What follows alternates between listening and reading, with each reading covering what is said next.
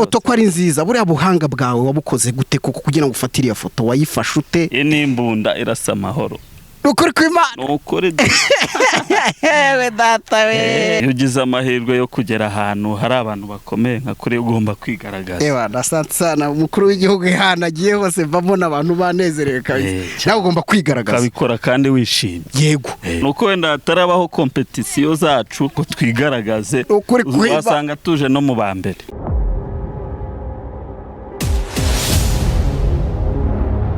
Tubaye ikaze bakunzi b'Umwana TV aho muri hirya no hino mu bice bitandukanye by'u Rwanda, mu burasirazuba, uburengerazuba, amajyaruguru ndetse n'amajyepfo, abari mu mahanga, abanyarwanda muri mu bice bitandukanye by'isi, mwese tubaye ikaze hano ku Mwana TV. Reka nkubwire wowe nimba utarazigamira umwana wawe muri ejo heza, wawe uriho wibagirwa ikintu cy'ingenzi kandi gufunguza konte muri ejo heza, ukoresha telefone yawe ugakanda akanyenyeri 50 ugashyiraho urwego ugakurikiza amabwiriza. Iyo konte niyo kuzigamira umwana wawe kuko hambere murabiza ababyeyi bajyaga baduha iminani, amasambu, amazu, imitungo n'ibindi, ariko uyu munsi ni byiza ko umwana umuzigamira iyo konte hanyuma gategereza nyine igihe azakurira ya konte ukayimumurikira ibintu bikagenda neza. Yes.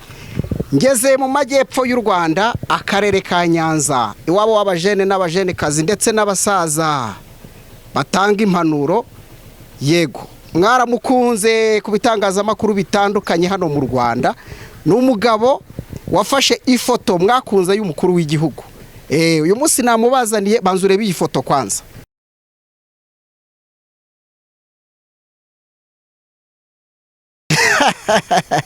Ngira ngo urayibonye. Uyu niwe tugiye kuganira, ngo nta mugabo ujya wivugira ku icumu ry'undi araza kukwibwira. No mugabo ugira amagambo make, burya abantu bakora ibikorwa bikomeye ngo bagira amagambo make, ariko guma hano uze kumwumva gato. Bimeze bite? Sawa ni sawa. Urashima Imana? Urashima Imana cyane. Ariko uragorana wana. Aya ntabwo ngorana. Uzi ubu uyu munsi nuwaka ngushaka. Why? Akazi kaba kabaye kenshi, aho umuntu aba ari guca akazi hirya no hino nyine ashaka imibereho. Bimeze bite? Ni sawa tu. Nyanza mumeze neza? Nyanza turaho. Cyeba ni kivuguto cyaragufashe kirakunyweza neza neza. Hatari nyine. Ntabwo mva hano utampaye amata kabisa ku buryo byibura nshobora kuyanywa nk'icyumweru nta kindi cyo kurya mfata. Umva amata yarahari, waba ushaka ikivuguto, inshyushyu, n'icyayi. Ibintu byose bibone tayari. Bimeze bite se? Nita. Izi bazita impoho mu Kirundi, bazita inki. Inimbunda irasa amahoro. Ukuri kw'Imana. Nukuri. We data we. Umuntu ukubonye gutya wambaye wikwije ahita avuga ati uyu muntu aho wamujyana hose yakora akazi pe. Tuba turi mu kazi, n'ubu hari akazi ngiye, murabona tugiye mu bukwe. Yego. Tugiye gukora akazi. Mu kanya mbwiye abakunzi b'Umwana TV ko wabanje kutugora. Uyu munsi ni wa gatatu ngushaka, ariko singufatishe telefone ndayihamagara igacamo nkaguha message. Kubw'amahirwe ngiye kubona mbono noneho urambwiye uti tubonane. Byari byagenze gute? Urabona wowe nawe ukunda kuboneka muri weekend, kandi muri weekend niho haba harimo akazi, amakwe, ibirori bitandukanye, event zitandukanye. Nkubwiye ko ndi mu kazi. Yego. Oya byo ndanagushimiye kuba umpaye uyu mwanya, ni iby'agaciro n'abakunzi b'Umwana TV. Ngira ngo kabisa ebana mumushimire cyane muri commentaire kuko adukoreye ikintu kidasanzwe. Kubona umuntu wafotoye iyi foto, ntekereza ko ni ifoto nziza kandi ifite ikivuze haba kuri twebwe no muri societe muri rusange. Uyu mugabo niwe wayifotoye. Kwanza ntekereza ko ubibwiye byaba ari byiza cyane. Amazina yanjye ni Munyentware Dizo. Nkorera hano mu karere ka Nyanza, ariko hano ku gicumbi cy'umuco. Ku gicumbi cy'umuco. Ariko mu Rwanda hose ndetse no hanze turahagera. Bitewe n'akazi. Yes. Ariko biro yanjye ni hano Nyanza mu mujyi. Perezida wa Repubulika rero arabasuye, nawe uzamura icyuma cyawe urayifata pe cyane. Uyu mugabo. Cyane. Iriya foto ko ari nziza, buriya buhanga bwawe wabukoze gute kuko kugira ngo ufatire iyo foto wayifashe ute? Urabona nk'umuntu w'umufotogarafe w'umwuga. Yego. iyo ugize amahirwe yo kugera ahantu hari abantu bakomeye nka kuri ugomba kwigaragaza. Asante sana umukuru w'igihugu ihanagiye hose mbona abantu banezerewe kabisa. Nawe ugomba kwigaragaza. Ukabikora kandi wishimye. Yego. Ku mutima hakeye. Ufite confidence. Ndi kwibaza warapfukamye ariko ushobora kuba utarapfukamye kuko isa naho iri hejuru bari kureba uko imeze.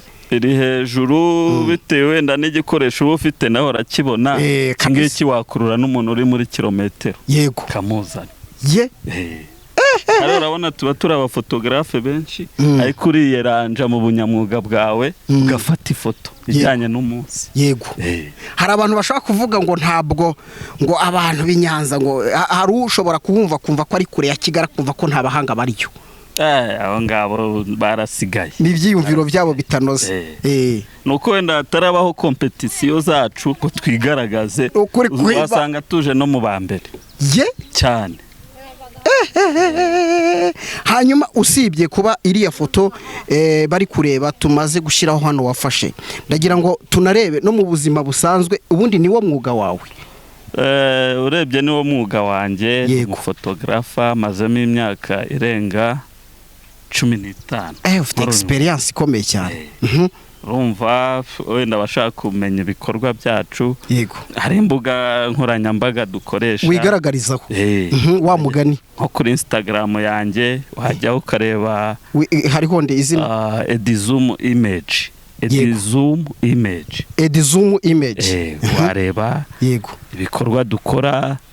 Harimo gufata amashusho y'ubukwe, video, dekada, ibirori bitandukanye za anniversaire. Ibintu nk'ibyo byose za graduation byose. Usibye hano muri kano karere ka Nyanza hano mu gihugu hose ushobora kujyayo hose no hanze y'igihugu hose tujyayo bitewe n'akazi. Yes. Njambona yego.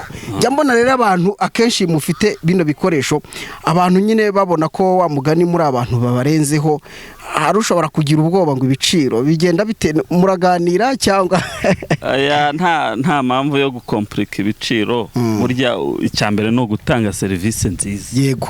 Iyo umuntu wahaye service nziza ashobora no kukurangira n'abandi.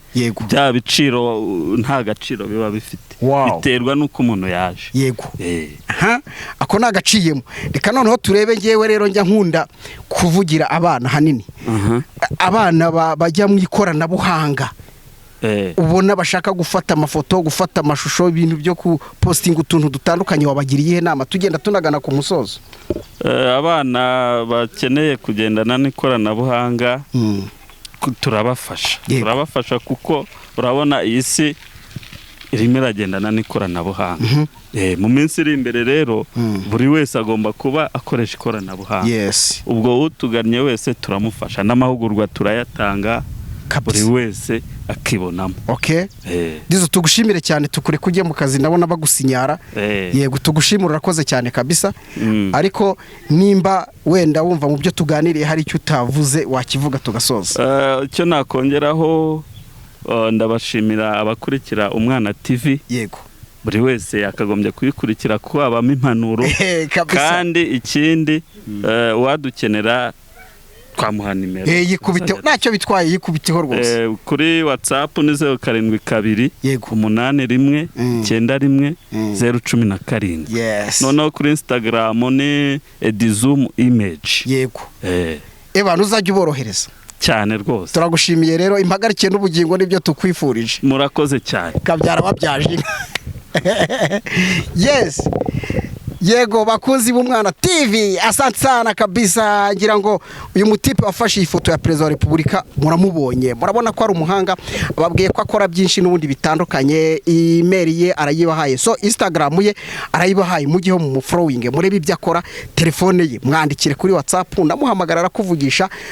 Umugabo cyangwa se n'umusore ntabwo namenye uwo ari we ariko mwabonye ko ari umuhanga afite ibikoresho bigezweho. Ariko aravuze ati n'abana tubaha amahugurwa burya abana ni byiza imbere hanyu ni heza cyane. Bashimire cyane bakunzi b'Umwana TV ibiganiro byacu nakagaruka nitwa Emmanuel Kanani.